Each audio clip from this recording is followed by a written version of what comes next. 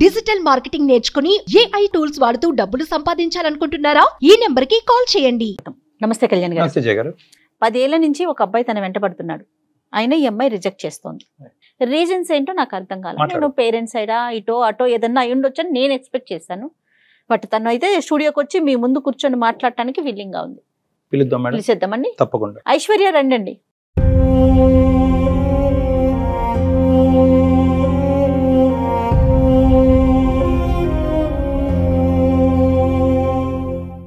నమస్తే ఐశ్వర్య, ఎక్కడి నుంచి వచ్చారు? నేను ఖమ్మం నుంచి వచ్చానండి.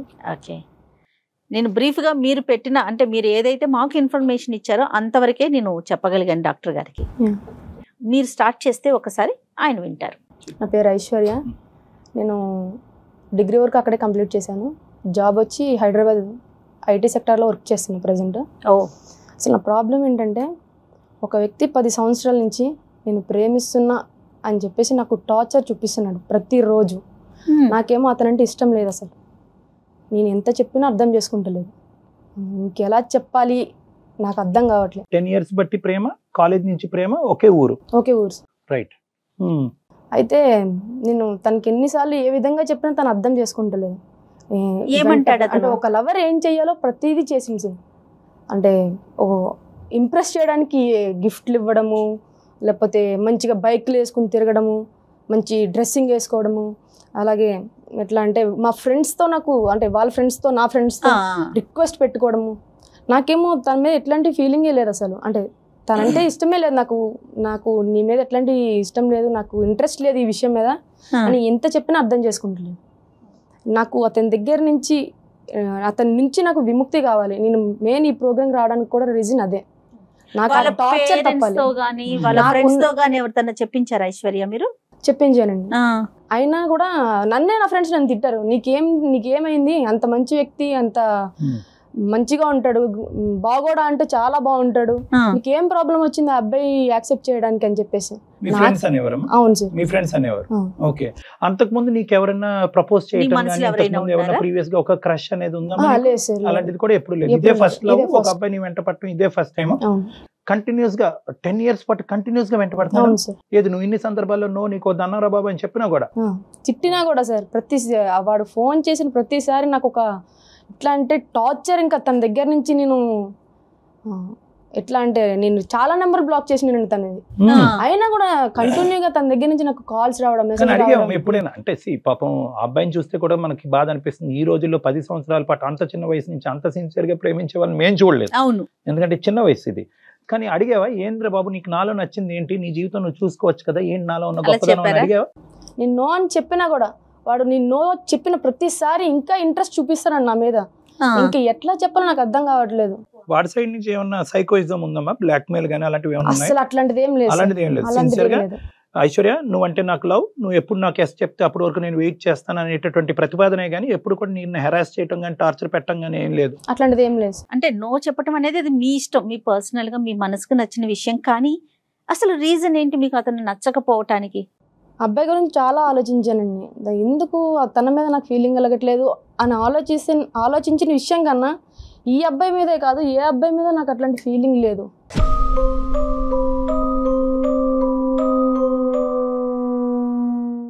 ఏ అబ్బాయిని నేను అట్లా ట్రీట్ చేయలేకపోయినా, ఎవరితో ఓపెన్గా మాట్లాడలేకపోయినాను.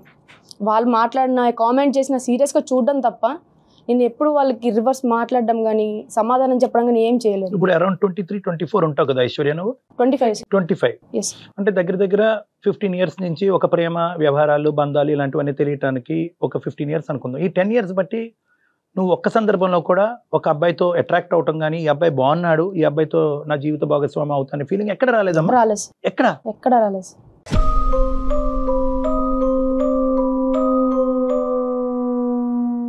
అంటే నేను ఈ అబ్బాయి విషయంలో ఇలా చేస్తానన్నా, లేకపోతే చెప్పినా కదా సార్, ఎవరి మీద నాకు అట్లాంటి ఫీలింగ్ రాలేదు, ఎక్కడా లేదు. ఒకవేళ నా దగ్గర నాలో ఏమైనా ప్రాబ్లం ఉందేమో అని ఒక రోజు నేను నైట్ నన్ను నేను క్వశ్చన్ చేసుకుంటున్నా. నన్ను నేను ప్రశ్నించుకున్న తర్వాత నేను ఎప్పుడైతే హైదరాబాద్ వచ్చి జాబ్ చేస్తున్నానో అప్పుడు మా ఆఫీస్లో ఒక అమ్మాయి జాయిన్ అయ్యారు. చాలా అందంగా ఉంటుంది, టాప్ టు బాటమ్. నాకు చాలా అట్రాక్ట్ అయ్యాను ఆ అమ్మాయికి. ఎందుకో తెలియదు, నాకు అమ్మాయి అంటే ఇంట్రెస్ట్ ఎక్కువ అయిపోయింది. తనతో మాట్లాడాలి, తన పక్కనే ఉండాలి, నీ ఇట్లా అనిపించింది. అప్పుడు అనుకున్నా ఇది కూడా తప్పే. అంటే ఇప్పుడు ఉన్న సొసైటీ విషయం తీసుకుంటే సొసైటీ విషయంలో ఇప్పుడు నేను చేసే తప్పు ఇది కరెక్టా కాదా, నన్ను నేను అంటే ఎన్నో నిద్రలేని రాత్రులు గడిపినాను. నాకు అర్థం కాలేదు అసలు.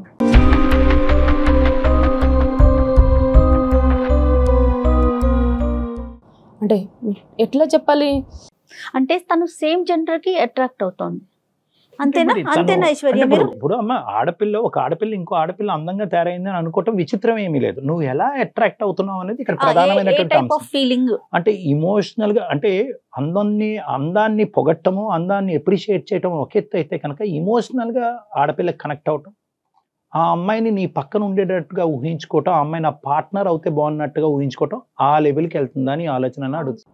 ఒక ఆడపిల్లనైనా నేను ఇంకో అమ్మాయికి అట్రాక్ట్ అవుతున్నాను, ఆమెతో ఉండాలి, ఆమె హక్ చేసుకోవాలి, ఆమెతో నా లవ్ ట్రాక్ నడపాలి అని అనిపిస్తుంది.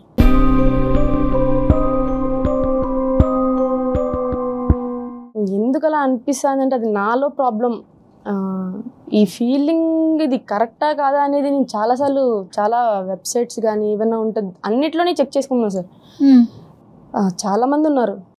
ఈ అమ్మాయి గురించి చెప్పమ్మా. ఇప్పుడు నువ్వు అందంగా కనిపించినటువంటి ఈ అమ్మాయి దగ్గరికి వెళ్ళటం కానీ మాట్లాడటం కానీ నీ యొక్క భావాన్ని ఆవిడకి ఎక్స్ప్రెస్ చేసుకోవటం ఎప్పుడన్నా జరిగింది? అంటే నా వైపు నేను ఎంత చేయాలో అంత చేస్తున్నాను, వాళ్ళు ఎట్లా తీసుకుంటున్నారనే నాకు తెలియదు. కానీ నా ఫీలింగ్ అయితే నేను ఎక్స్ప్రెస్ చేయడం అయితే చేస్తున్నాను సార్. చేశారా? చేశాను సార్. ఏది ఈ అమ్మాయికి వెళ్ళి ఐ లైక్ యూ అన్నట్ట? అంటే యాజ్ ఎ ఫ్రెండ్గా ఐ లైక్ యూ అని చెప్పేసి తను కూడా చెప్పింది.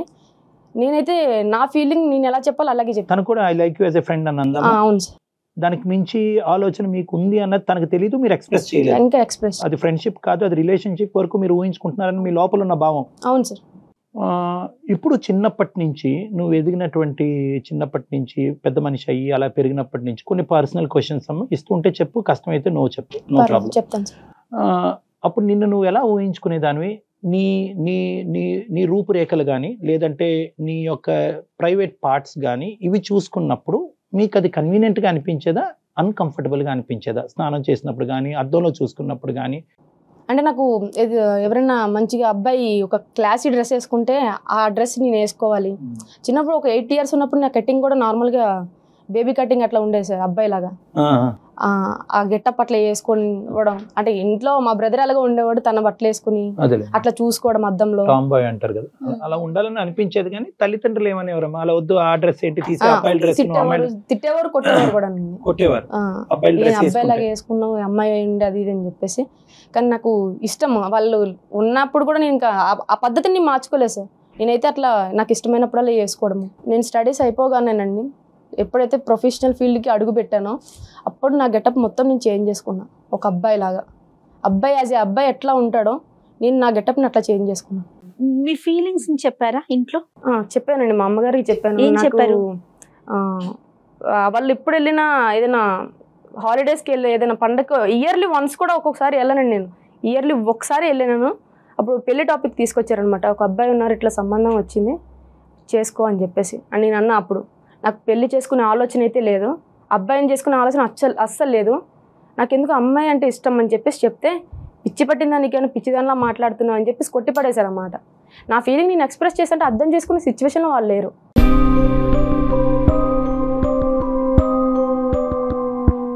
సరే, ఇంతవరకు అర్థమైందని. ఇప్పుడు 2 సందిగ్ధ పరిస్థితులు. నువ్వు వచ్చినటువంటి రీజన్ మేమేమనుకున్నాం అంటే వాస్తవానికి అనవసరంగా, అంటే యూజువల్గా టిపికల్గా జయ గారు నేను చేసేటటువంటి కేసుల్లో ఏంటంటే ఒకడు ఎవడో వెంటబడుతున్నాడు, అరెస్ట్ చేస్తున్నాడు, వాడి నుంచి నాకు విముక్తి కలిగించండి, ఆ కేసు అనుకున్నాం మేము.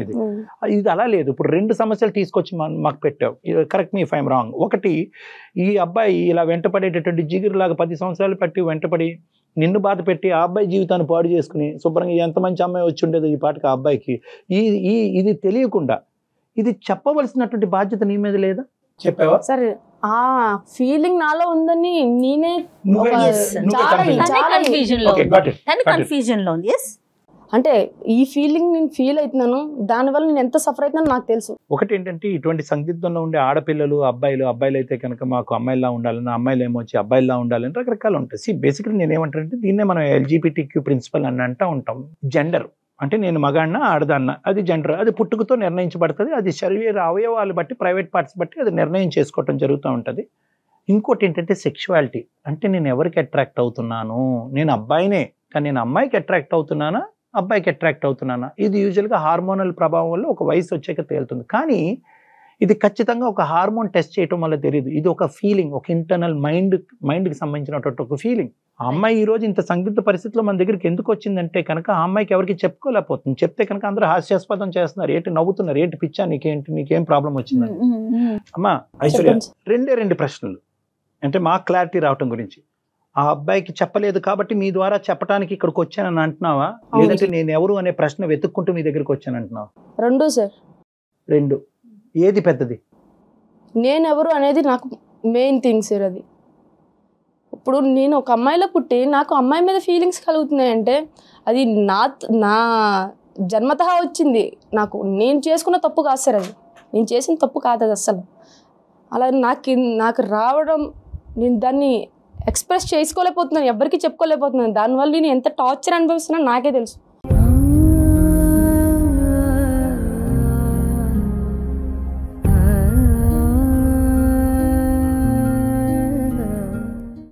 నిద్ర లేని రాత్రులు గడిచినాయి సార్.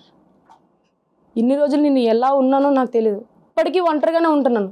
ఎవరితో మాట్లాడితే నేను ఎక్కడ ఎలా ఓపెన్ అయిపోతానో, వాళ్ళు నన్ను ఎలా ట్రీట్ చేశారో నాకు తెలియదు. నా ఫ్యామిలీ నన్ను ఒక రకంగా ట్రీట్ చేస్తున్నారు. నేను చెప్పిన విషయం అర్థం చేసుకునే సిచ్యువేషన్లో వాళ్ళు లేరు. అలాంటిది బయట వాళ్ళు నన్ను ఎలా అర్థం చేసుకుంటారు సార్? నా ఫీలింగ్ ఎలా ఎక్స్ప్రెస్ చేయాలి వాళ్ళకి? 10 సంవత్సరాల నుంచి తిరుగుతున్నాడు వాడికి ఏమని చెప్పాలి సార్? నాకు అసలు చెప్పుకోవడానికి అసలు మాటలే రావట్లేదు సార్. అసలు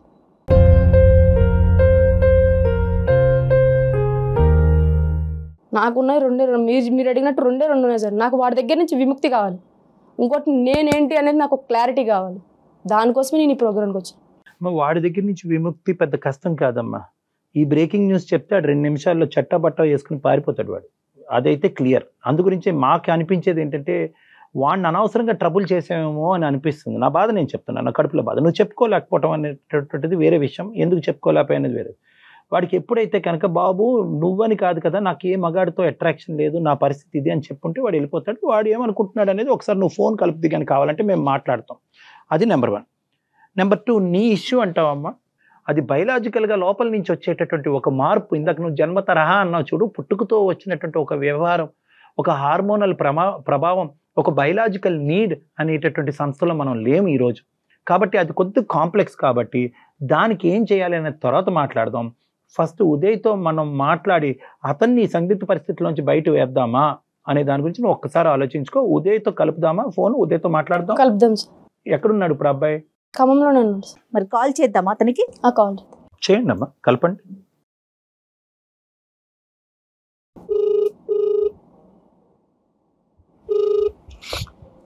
హలో ఐషు, నేనే కాల్ చేసింది. చెప్పవే ఐషు, చాలా రోజులకి. ఎక్కడ ఐషు? నేను నీకు ఒక క్లారిటీ ఇద్దామని చెప్పేసి, నీ నుంచి నాకు విముక్తి కావాలని చెప్పేసి సుమన్ టీవీలో వచ్చే అందమైన జీవితం అనే ప్రోగ్రామ్కి వచ్చాను నేను. ఐషు, ఏం మాట్లాడుతున్నావే నువ్వు? జోక్ తర్వాత కానీ ఎక్కడున్నావు చెప్పు. నేను నిజం చెప్తున్నాను, నేను ఇక్కడే ఉన్నాను. డాక్టర్ గారితో నీకు ఒక క్లారిటీ ఇప్పిద్దామని నేను కాల్ చేసిన. డాక్టర్ గారు ఉన్నారు, ఒకసారి డాక్టర్ గారితో మాట్లాడు. ఐషు ఐషు ఐషు, హలో బాబు, ఎవరు పేరు? ఉదయ్. ఉదయ్ సార్ ఉదయం సార్, చెప్పండి సార్. ఎవరు? తమ్ముడు, good morning. Good morning sir. ఎవరు? ఏంటి సంగతిలో? చెప్పాలండి, మీరు ఎవరు? ఎంతకి? నేను ఒక డాక్టర్ని, నా పక్కన జయ గారు ఉన్నారు, ఒక సీనియర్ యాంకర్ గారు. మేము అందమైన జీవితం అనే కార్యక్రమం నుంచి మాట్లాడుతున్నాము. సార్ నిజమేనా సార్, లేకపోతే అమ్మాయి ఏమన్నా జోక్? లేదు, అమ్మాయి జోక్ వేసినా మాకు అంత ఓపిక లేదులే కానీ. సార్ చెప్పండి సార్. ఇప్పుడు మేము ఒక పని మీద చేసాం నీకు, ఓకే? పని ఇంపార్టెంట్, నేను ఎవరు అన్నది కాదు సార్. చెప్పండి. సో కొద్దిగా సీరియస్ గా ఒక 2 నిమిషాలు ఫ్రీగానే ఉన్నావా? చెప్పండి సార్, ఫ్రీగానే ఉన్నా. ఈ అమ్మాయికి నువ్వు 10 సంవత్సరాలు బట్టి వెంటబడుతున్నావు, కానీ ఆ అమ్మాయికి అటువంటి ఇంట్రెస్ట్ లేదని చెప్పి 1కి 100 సార్లు నానా రకాలుగా చెప్పి పోలీస్ స్టేషన్కి తప్ప అందరి ద్వారా నీకు చెప్పించడం జరిగినా కూడా నువ్వు అమ్మాయిని వదలట్లేదంట. ఏంటి నేను అమ్మాయిని అంటే బయట అబ్బాయిలాగా నార్మల్ గా ఏది ఒక నెల ఒక అమ్మాయిని లవ్ చేసినట్టు నేను లవ్ చేస్తే వదిలేవాడిని సార్. 14 సంవత్సరాల నుంచి సార్. 14 అంటే నాకు 14 సంవత్సరాలు ఉన్నప్పటి నుంచి ఆ అమ్మాయిని చూస్తున్నాను. ఆ అమ్మాయి బిహేవియర్ అన్ని తెలుసు. తర్వాత ఆ అమ్మాయి ఎట్లుంటది ఏంటి అనేది ఆ అమ్మాయి మనసులో లవ్ చేశాను తప్ప నేను అమ్మాయిని శారీరకంగా లవ్ చేసినట్టయితే అసలు నేను అమ్మాయిని ఎప్పుడు వదిలేసేవాను సార్. నేను ఇప్పుడు వదలమంటే ఎలా వదులుతాను సార్? ఆ అమ్మాయి మా పెదనాంతో చెప్పిస్తాను, వాళ్ళతో చెప్పిస్తా, వీళ్ళతో చెప్పిస్తాను, ఉన్నాడు వదిలేయి నన్ను ఎందుకు రాయమడి పడుతున్నావు పిచ్చోడు అది నన్ను అంటుంది సార్. కరెక్టే ఉదయ్ నువ్వు లవ్ చేయటం కాదు కదా, అవతల వ్యక్తి నుంచి కూడా ఉండాలి కదా సేమ్. నువ్వంటే నాకు వద్దు అని మొదటి నుంచి ఈ అమ్మాయి అంటుంది. ఎక్కడ నిన్ను డైలమాలోని కన్ఫ్యూజన్ లో పెట్టలేదు. కొంత దూరం ప్రయాణం చేసిన తర్వాత నువ్వు గుడ్ బై అని చెప్పినటువంటి అమ్మాయి కాదు. నీ ప్రేమ ఎంత స్వచ్ఛమైందో ఆ అమ్మాయి ఒపీనియన్ కూడా అంత స్వచ్ఛమైంది. క్లియర్ గా ఉంది కదా. అమ్మాయి ఎక్కడ నీతో డ్రామా ఆడలేదు. అలాగా సార్ నేను అమ్మాయి నాకు మధ్యలో కూడా ఎప్పుడు చెప్పలేదు సార్. నేను ఒక 5 సంవత్సరాల తర్వాత 6 సంవత్సరాల తర్వాత కూడా ఎప్పుడు చెప్పలేదు సార్. అమ్మాయి నన్ను చూస్తుంది, తర్వాత నేను అమ్మాయిని చూస్తున్నా. నేను అమ్మాయికి ఎక్కడికి పోతే అక్కడికి, వాళ్ళ అమ్మమ్మ వాళ్ళ ఇంటికి వెళ్ళినా కూడా అక్కడ కూడా వెళ్ళి అమ్మాయిని మామూలుగా ఎప్పుడు అబ్జర్వేషన్ లో ఉన్నాను సార్. నేను అమ్మాయిని ఎప్పటికీ నేను చెప్తూనే ఉన్నా, ప్రపోజల్ పెడుతూనే ఉన్నా, ఎప్పటికీ రిజెక్ట్ చేయలేదు సార్. అమ్మాయి మధ్యలో దాకా కూడా ఒక 5-6 సంవత్సరాల దాకా కూడా. కాదు ఉదయ్, నువ్వు ఇన్ని సంవత్సరాల నుంచి ట్రై చేసానా, నేను ఎప్పుడైనా నేను లవ్ చేసానా అన్న మ్యాటర్ ఎప్పుడైనా చెప్పినా? నువ్వు అంటే నాకు ఇష్టం లేదనే కదా చెప్తాను. ఎందుకని నన్ను ఫాలో అవుతున్నావు? ఐషు నేను చెప్పేది ఐషు, నా కోపం తిప్పేది. నువ్వు లవ్ చేస్తున్నావు, నీ కోపం ఏంది? నా కోపం వేస్తుంది. నీ వల్ల నాకు టార్చర్ అవుతుంది. ఐషు నేను ఇష్టం లేదనుకుని నువ్వు ఏనాడు చెప్పలేదు ఇన్ని సంవత్సరాల్లో. ఇష్టం లేదంటే నువ్వు అసలు నాకు అసలు నచ్చలేదని ముందే చెప్పినా కదా. ఇష్టం లేదని చెప్పబడం ఏంది? నువ్వు ఫాలో అయ్యి నీ టైం నువ్వు వేస్ట్ చేసుకుంటున్నావు. నేను తిరిగి నా వెనకాల నేనేమి అడగలే కదా. ఐషు ఒకటి గుర్తుంచుకో ఐషు, ఇప్పుడు నేను పెళ్లి చేయాలంటే మా ఇంట్లో ఎప్పుడో పెళ్లి చేసేవాళ్ళే నాకు. చేసుకోపో, చేసుకోపో. కానీ నేను నిన్ను నమ్ముకొని ఐషు ఎప్పటికైనా నాకు పడతాను ఒక కాన్ఫిడెన్స్ తో నీ అమ్మ తిరిగిన ఖచ్చితంగా ఈ అమ్మాయి కావాలనుకున్నావు. నీకు తెలియదు ఐషు, మన క్లాస్మేట్స్ ఎంత ఎమ్మడి పడే వాళ్ళు ఎమ్మటి ఎల్లు వాళ్ళతో ట్రై చేసుకో. అయితే మరి నన్ను వదిలేయని చెప్తున్నా కదా నీకు. 10 సంవత్సరాలు నీతో నేను తిరుగుతాను ఐషు. నాకు లేదని చెప్పినప్పుడు నువ్వు వదిలేయాలి కదా. ఎందుకలా నన్ను టార్చర్ చేస్తాను? నీ బాధ ఎక్కువైపోయింది. నా పర్సనల్ నాకు 190 ఉన్నాయి బాధలు. లేదన్న మాట నువ్వు నాకు ఎప్పుడు చెప్పలేదు. నువ్వెందుకు నా ఎంట తిరుగుతున్నావు అని ఏ రోజు కూడా అనలేదు మేడం. ఏమ్మా చెప్పలేదా? నాకు ఇష్టం లేదని చెప్పడం అంటే అదే కదా సార్ అర్థం. దాన్ని వేరే ఎలా తీసుకుంటారు నాకు అర్థం కావట్లేదు. కాదు ఉదయ్, ఇక్కడ ఎలా అనిపిస్తుంది అంటే కనుక ఆ అమ్మాయి నిన్ను దూరం తోసే కొద్దీ నువ్వు దగ్గర అవడానికి ప్రయత్నం చేస్తున్నట్టు అనిపిస్తుంది. ఈ అమ్మాయి సార్ ఇంకొకటి, ఈ అమ్మాయిలో నాకు బాగా నచ్చేది ఏంటంటే సార్, నేను ఇప్పుడు ఈ అమ్మాయికి లైన్ వేస్తున్నాను సార్. ఈ అమ్మాయి పర్లేదు, ఈ అమ్మాయి పడుకున్నా కూడా మళ్ళీ అర్థం చెప్పి ఈ అమ్మాయి ఏ ర్యాప్ అయితే తిరగదు. నీ ప్రేమ చాలా స్వచ్ఛమైంది, సిన్సియర్ అయినటువంటిది. కానీ ఇక్కడ ఉండేటటువంటి సమస్యలో ఇంకొక యాంగిల్ కూడా ఉంది. ఆ అమ్మాయి ఇప్పుడు వచ్చి నీకు చెప్పలేదు, చెప్పలేకపోయింది ఆ అమ్మాయి. ఇప్పుడు ఆ యాంగిల్ గురించి ఇప్పుడు ఆ అమ్మాయిని మేము చెప్పమంటాం. అది విన్న తర్వాత నువ్వేమంటావో ఒకసారి ఆలోచించుకో. అరే ఏం మాట్లాడుతున్నావురా? నాకున్న పర్సనల్ ప్రాబ్లం నాకు ఎక్కువ, లేకపోతే నీ ప్రాబ్లం నాకు ఎక్కువ అనుకోవాలా? నీ టార్చర్ ఎక్కువైపోయింది. నాకు నీ నుంచి విముక్తి కావాలని చెప్పేసి నేను ఈ ప్రోగ్రామ్కి వచ్చింది. ఐషు ఏదన్నా ఉంటే నువ్వు రా, పర్సనల్ మనం కూర్చొని మాట్లాడదాం. ఏంటి మాట్లాడేది? నాకు అసలు నిన్ను చూడాలంటేనే చిరాకు వస్తుంది నువ్వు చేసిన ప్రవర్తనకి. నేను ముందు నుంచే చెప్తున్నా నాకు నచ్చలేదు, నాకు వద్దని చెప్తున్నప్పుడు నీ పని నువ్వు చూసుకో. ఎందుకలా నాకు టార్చర్ చేసిన ప్రతిరోజు ఫోన్లు, కాళ్ళు, మెసేజ్లు ఏంటి అన్ని నాకు? ఒకసారి డాక్టర్ గారికి లేదా నేను ఇక్కడే ఉన్నావు, అందరూ స్పీకర్ లోనే ఉన్నావు. కానీ ఉదయ్ సార్ ఒకటి సార్, మీరు ఏదైనా చేయండి సార్, కానీ నాకైతే న్యాయం చేయండి. నాకైతే ఆ అమ్మాయి కావాలి సార్. అమ్మాయిని ఖచ్చితంగా నేను పెళ్లి చేసుకోవాలి సార్. నువ్వు ఎక్కడ దొరికే బాబు? నువ్వు అది కాదు, నువ్వు ఒక మాట అమ్మాయి అంది ఇక్కడ. ఏంటి నీ పర్సనల్ ప్రాబ్లం, నా పర్సనల్ ప్రాబ్లం కూడా అన్నట్టు అడగాలి. ఫస్ట్ అడుగు ఆ మాట. ఏంటి తన పర్సనల్ ప్రాబ్లం అని అడుగు. అది తెలుసుకో ముందు. సార్ దానికి నేను అగ్రీ సార్. ఐషు చెప్పు, నీ పర్సనల్ ప్రాబ్లం ఏంటో చెప్పు ఐషు. ఏదన్నా సొల్యూషన్ అంటే నేను కూడా ఖచ్చితంగా ఇద్దరం కలిసే చేద్దాం. నీకు ఆ క్లారిటీ ఇవ్వడానికి నేను ఈ ప్రోగ్రామ్కి వచ్చాను. అసలు నా పర్సనల్ ప్రాబ్లం ఏంటి అంటే, నాకు నీ మీదనే కాదు, నీ చుట్టూ ఉన్న అబ్బాయిల మీద, నాకు ఎవ్వరి మీద కూడా ఎటువంటి ఫీలింగ్ లేదు. నాకు అబ్బాయిల మీదనే ఫీలింగ్ లేదు.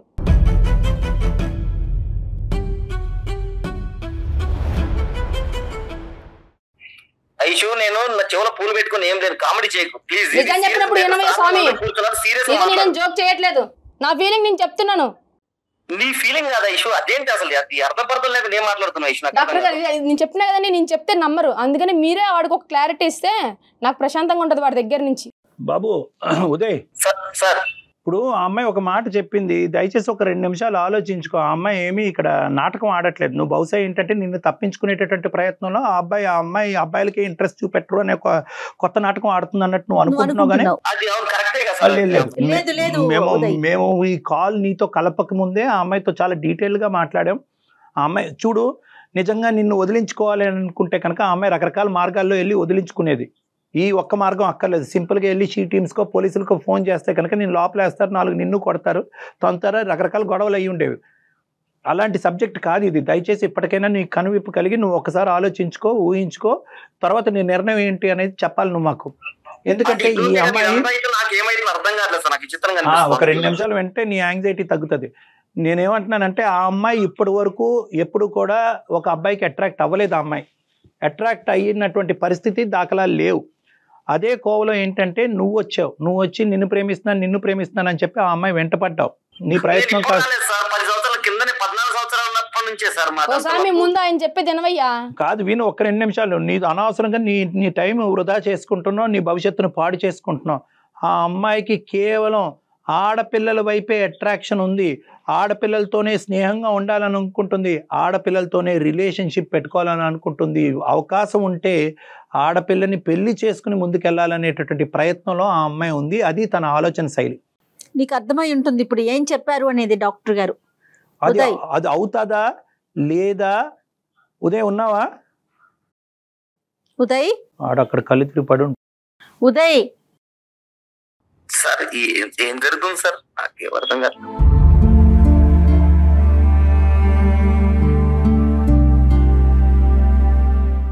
ఇది నిజం, ఇది వాస్తవం. ఇది నీకు వినటానికి ఇంత కష్టంగా అనిపించినప్పుడు ఆ అమ్మాయి ఫస్ట్ టైం తన లైఫ్లో ఇది రియలైజ్ అయ్యి ఇందులోంచి నేను ఎలా గట్టెక్కాలి, నేను ఎవరిని అనేటటువంటి రకరకాల ప్రశ్నలు వెతుక్కుంటూ ఈరోజు మా ఎదురుగుంట కూర్చుని ఈ సందిగ్ధ పరిస్థితుల్లో మీరు ఒక సమస్యకి పరిష్కారం చెప్పకపోతే కనుక నేను సూసైడ్ చేసుకుంటాను, కానీ దానికంటే ముందు నా వెంట పడేటటువంటి ఈ అబ్బాయికి అసలైనటువంటి వాస్తవాలు మీ ద్వారా తేల్చుకుని అతని దగ్గర నుంచి నేను దూరం పడితే కనుక ఆ తర్వాత నా సంగతి ఏంటో తేల్చండి అని చెప్తుంది అనమాట. అది ఈ రోజు ఉన్న పరిస్థితి. అందుకు నేను మీకు కాల్ చేశాం. ఏంటి సార్ నాకేం అర్థం కాదు. నీకేం అర్థం కాదు, చాలా టైం పడుతుంది, కాసేపు కూర్చొని ఆలోచించుకో. ఇది వాస్తవం, ఇది నిజం. ఇప్పుడు తనొక్కటి చెప్తే మిమ్మల్ని అవాయిడ్ చేస్తుంది అనుకోవచ్చు. త్రూ ఛానల్ ద్వారా, మా ద్వారా, డాక్టర్ గారి ద్వారా చెప్పిస్తోంది. ఎందుకంటే నువ్వు అర్థం చేసుకొని నీ జీవితం నువ్వు ముందుకు వెళ్ళాలనే ఒక ఉద్దేశంతోనే తను ఈ రోజు రివీల్ చేసింది. ఇప్పటి వరకు ఎక్కడ రివీల్ చేయని విషయాన్ని ఇప్పుడు రివీల్ చేసింది. 2 రోజులు 2 నెలలు 6 నెలలు లవ్ చేయలేదు మేడం, 10 సంవత్సరాలు లవ్ చేసిన. బాబు నువ్వు 10 సంవత్సరాల నుంచి లవ్ చేసా అంటున్నా. 10 సంవత్సరాల నుంచి నా గురించి నీకు ఏం తెలుసు చెప్పు, ఏం తెలుసుకున్నావు చెప్పు నా గురించి. వద్దులే మా అమ్మ. ఐషు ఒక్క నిమిషం. ఇప్పుడు వరకు మాట్లాడింది ఒక పద్ధతి, ఇప్పుడు అబ్బాయి పరిస్థితి కూడా దయచేసి అర్థం చేసుకో. మన అందరం ఇలాగా చెప్తుండే ఎక్కడ అర్థం చేసుకుంటున్నాడు, అడుగుతున్నాడు, క్వశ్చన్ మీద క్వశ్చన్ వేస్తున్నాడు. ఐషు ఒక్క నిమిషం అమ్మా. కొన్ని ప్రేమలు గుడ్డివమ్మా.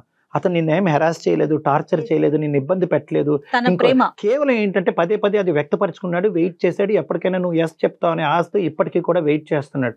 నాకు తెలిసి ఇతనున్న అతని క్యారెక్టర్ కి ఇంకొక 10 ఏళ్ళైనా వెయిట్ చేస్తాడు ఈ విషయం తెలియకపోతే.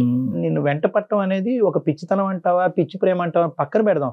ఇప్పుడున్న పరిస్థితిని ఎలా డైజెస్ట్ చేసుకుని ఏమంటాడో చూద్దాం ఒకసారి. ఏమంటావు ఉదయ్? సార్ ఐషు నన్ను 10 సంవత్సరాల తర్వాత పిచ్చోని చెప్తా అనుకోలేదు సార్ నేను.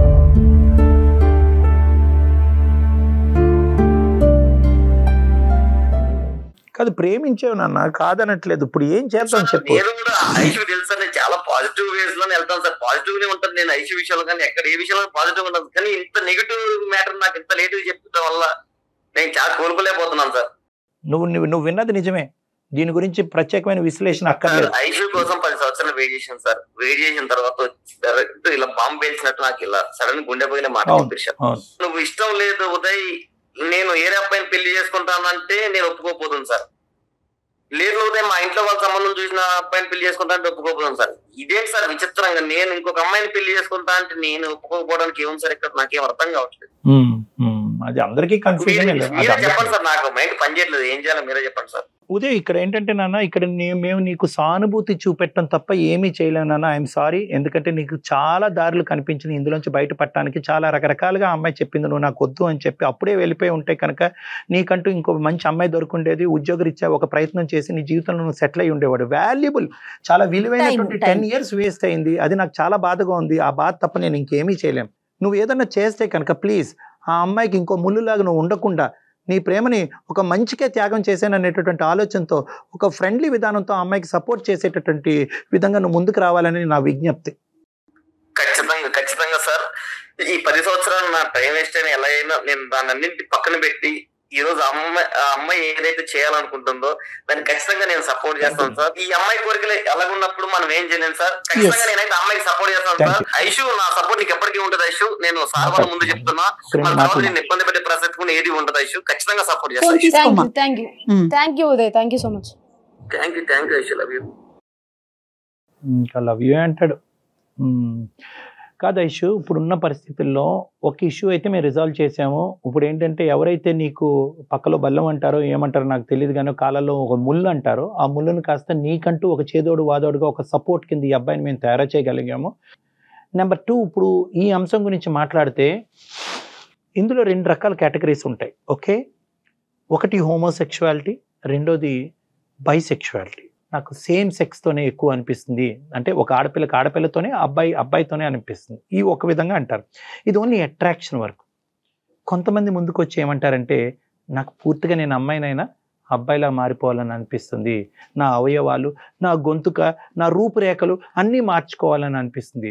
సో నాకు నువ్వు చెప్పవలసింది ఏంటంటే నీ బాడీ పార్ట్స్కి నువ్వు ఎలా అయితే ఉన్నావో అది కూడా మార్చుకోవాలనేటటువంటి తపన కోరిక నీకు ఉందా, లేదంటే కేవలం నేను ఎలా అయితే ఉన్నానో అలాగే ఉంటాను, ఒక ఆడపిల్లలాగే ఉంటాను, కానీ ఒక ఆడపిల్ల వైపు అట్రాక్ట్ అవుతున్నాను కాబట్టి ఆడపిల్లని పెళ్లి చేసుకుంటాను, ఒక ఆడపిల్లతో శారీరక పరమైనటువంటి సుఖాన్ని ప్రయాణాన్ని కొనసాగిస్తాను అనేదా? ఈ రెండిట్లో ఏది? రెండు అనుకుంటున్నాను. రెండు అనుకుంటున్నారు. రెండు అంటే సాధ్యమా కళ్యాణ్ గారు? ఒకటమ్మా, జెండర్ ట్రాన్స్ఫర్మేషన్ అంటే నువ్వు ఆడపిల్లవి కంప్లీట్గా అబ్బాయిలా మారటం అంటే కనుక చాలా పెద్ద ప్రక్రియ. అన్ని హాస్పిటల్స్, అన్ని డాక్టర్స్, ప్రత్యేకంగా మన ఇండియాలో దాన్ని ఏకీభవించరు. దానికి చాలా సర్టిఫికేషన్ ప్రాసెస్ అనేది ఉంటుంది. అంటే ఒక సైకాట్రిస్ట్ సర్టిఫై చేయాలి, ఈ అమ్మాయి నిజంగా ఇలాగే ఆలోచించుకుంటుంది, ఇలాగే ఊహించుకుంటుంది అని చెప్పి ఒక సైకాట్రిస్ట్ సర్టిఫై చేయాలి. కంప్లీట్గా ఒక అబ్బాయి తీరులో అంటే టెక్స్ట్ బుక్ బట్టి నేను చెప్తున్నాను, ఒక అబ్బాయి లాగా 1 సంవత్సరం పాటు మీరు బతకాలి. అంటే అబ్బాయి బట్టలు వేసుకుని, ఆ అబ్బాయి చేసేటటువంటి షాపింగ్లు చేస్తూ, ఒక అబ్బాయి లాగే ఉంటూ, ఈ విధంగా 1 సంవత్సరం పాటు ప్రయాణం చేసి ఒక అబ్బాయి పాత్రని మీరు పూర్తిగా ఎటువంటి మనోవేదన లేకుండా మీరు ఉండగలుగుతున్నారా లేదా అనేటటువంటిది మీరు నిరూపించుకోగలగాలి. అలా నిరూపించుకుంటే, ఎందుకంటే ఇటువంటి సమస్యల్లో ఏంటంటే అమ్మాయి కింద, అమ్మాయి అబ్బాయి కింద మారిపోవడం చాలా కష్టం అమ్మ. ఎందుకంటే ఒకసారి మారిన తర్వాత ఇదేంటి సార్ నన్ను అబ్బాయి కింద మార్చేశారు, నేను అమ్మాయి కిందే ఉంటే బాగుండేదేమో అనేటటువంటి తిరిగి ప్రశ్న అడిగితే కనుక అది రివర్సిబుల్. ఒకసారి డ్యామేజ్ అయిందంటే డ్యామేజ్ అంటే అది డ్యామేజ్ అంటే ఒక సర్జరీ అయిందంటే మళ్ళీ ఇర్రివర్సిబుల్. అది నువ్వు ఖచ్చితంగా బల్లగుద్ది ఒక మాట అంటున్నావు కాబట్టి ఇక్కడ ప్రధానంగా కావాల్సింది ఏంటంటే నీకు సపోర్ట్ సిస్టమ్ కావాలి, ఫ్యామిలీ సపోర్ట్ కావాలి. వాళ్ళకి అర్థమయ్యేలా చెప్పాలి సార్. Yes, exactly. మీరే చెప్పాలి వాళ్ళకి అర్థమయ్యేలా. నాకు ఒకటి అనిపించిందమ్మా, ఫస్ట్ ఆఫ్ ఆల్ ఏంటంటే నేను నీతో మాట్లాడాలి, జెండర్ మార్చుకోవాలా లేదంటే ఒక వ్యక్తితో ప్రయాణం చేయాలా అనేటటువంటి 2 అంశాలు విడమర్చి మనం మాట్లాడుకుని కౌన్సిలింగ్ చేసిన తర్వాత మీ ఫ్యామిలీ మెంబర్స్ని మనం పిలుద్దాం. నా దగ్గర పిలిపించుకుంటాను, నేను పిలిపించుకుని ఇది ఎందుకంటే అంత ఈజీగా మీ అమ్మాయిని చేసుకుంటుందంట, మీ అమ్మాయి అబ్బాయిలా మారుతుందంటే కనుక వాళ్ళు చాలరే బాబు నీకు దండం పెడతావు ఏం చెప్తున్నా అంటారు. దీన్ని సైంటిఫిక్ బేసిస్ మీద వాళ్ళకి ఎక్స్ప్లెయిన్ చేయవలసినటువంటి అవసరం ఉంది. ఎందుకంటే కనుక ఆ జనరేషన్ వాళ్ళకి, ఈ జనరేషన్ కొద్దిగా పర్లేదు కానీ ఆ జనరేషన్ అంటే మీ తల్లిదండ్రుల జనరేషన్ వాళ్ళకి కొద్దిగా ఈ అంశం అర్థం అవటం, ఎంత సైంటిఫిక్గా ఎక్స్ప్లెయిన్ చేసినా కూడా ఇది కల్చర్ వర్సెస్ సైన్స్, ఈ రెండిట్ల మధ్యన జరిగేటటువంటి యుద్ధం కాబట్టి వాళ్ళకి విడమర్చి చెప్పేటటువంటి విధానం చాలా సున్నితంగా, నాజుగ్గా, సైంటిఫిక్ బేసిస్ మీద మాట్లాడవలసినటువంటి అవసరం ఉంటుంది. ఒకప్పుడు నువ్వు ఇదే పరిస్థితిలో కంటిన్యూ అవుతే కనుక నీ జీవితానికి ఎటువంటి పరిణామాలు వస్తాయి అనేటటువంటిది ఒక అంశము. రెండోది ఏంటంటే వాళ్ళ ఆడపిల్లని ఈ విధంగా చూడటం అనేటటువంటిది వాళ్ళ ఇష్టం ఒకటే కాదు, వాళ్ళు వెళ్ళి 4 మధ్యన బతకాలి ఈ సమాజంలో, వాళ్ళ పరిస్థితి ఏంటి అనేటటువంటిది అది కూడా నేను అర్థం చేసుకుని యూ వర్సెస్ దెమ్ అనేటటువంటిది బ్యాలెన్స్ చేసి మాట్లాడతాను. కానీ దానికంటే ఫస్ట్ స్టెప్ ఏంటంటే అసలు నువ్వు ఏ స్థాయిలో ఈ ఆలోచనలో లీనమయ్యో, ఏ స్థాయిలో మారాలి అని అనుకుంటున్నావు, ఏ స్థాయిలో ఒక ఆడపిల్లని పెళ్లి చేసుకుంటున్నావు అనేది ఫస్ట్ నా కౌన్సిలింగ్ ద్వారా మనం అసెస్మెంట్ చేసుకోవాలి. సో మనం పర్సనల్గా ఒకసారి కలుద్దాం తల్లి, ఓకేనా? దానికి అబ్బాయిని కూడా పిలుద్దాం, ఉదయ్ కూడా పిలుద్దాం. ఉదయ్ కూడా చిన్నప్పటి నుంచి నేను ఎలా చూశాడు, నీ ఆలోచన శైలి ఏంటి, ఎందుకంటే నిన్ను బాగా తెలిసినటువంటి ఒక వ్యక్తి ఈ రోజు ఫ్రెండ్లీగానే నీతో మూవ్ అయ్యి నీకు మోరల్ సపోర్ట్ ఇస్తాననే ఒక మంచి వ్యక్తి ఉన్నాడు కాబట్టి అతని సపోర్ట్ కూడా మనం ఇందులో తీసుకుంటాం. ఓకేనా? ఆల్ ది బెస్ట్ అండి, ధైర్యంగా ఉండండి. నమస్తే. గుడ్ లక్ అమ్మా. Thank you so much Kalyan గారు. రైట్.